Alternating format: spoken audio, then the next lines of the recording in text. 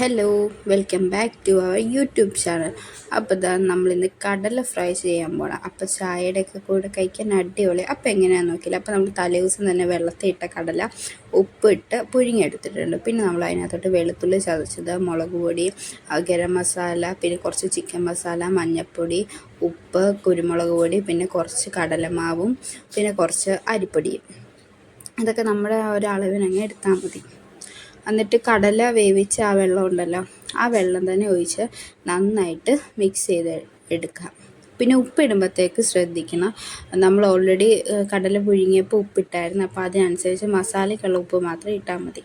അത് നമ്മൾ ആ വെള്ളം ഒഴിച്ചൊഴിച്ച് നന്നായിട്ട് കടല മിക്സാക്കി എടുക്കണം.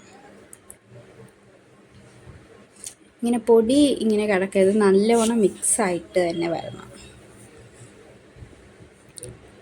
അപ്പോൾ ഇതേപോലെ വീഡിയോയിൽ കാണുന്ന പോലെ സെറ്റായിട്ട് എടുക്കണം. ഇനി നമ്മൾ ചട്ടി ചൂടാക്കി അതിൻ്റെ വെള്ളം എല്ലാം വറ്റി കഴിഞ്ഞ് നമ്മൾ എണ്ണ ഒഴിക്കണം. എണ്ണയല്ല, സൺഫ്ലവർ ഓയിലാണ് നമ്മൾ ഒഴിക്കുന്നത്.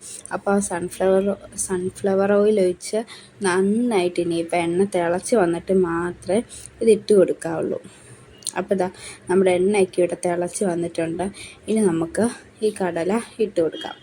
എന്നിട്ട് ഇത് നന്നായിട്ട് ഫ്രൈ ചെയ്തെടുക്കാം.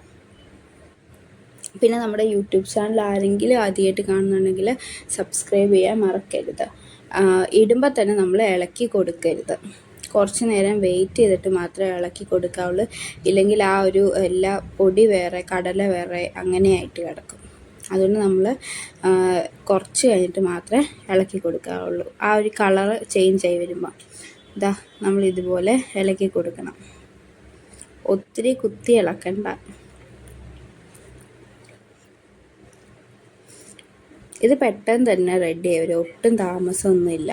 അപ്പോൾ കടലയൊക്കെ സെറ്റായി വന്നിട്ടുണ്ട്. ഇനി നമുക്കിത് കോരി മാറ്റാം.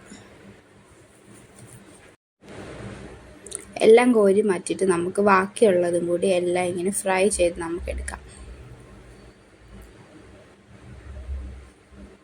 അപ്പോൾ നമ്മളുടെ കടല എല്ലാം ഫ്രൈ ആയി വന്നിട്ടുണ്ട്. അപ്പോൾ ഒരു മസ്റ്റ് ട്രൈ ഐറ്റം തന്നെയാണ്.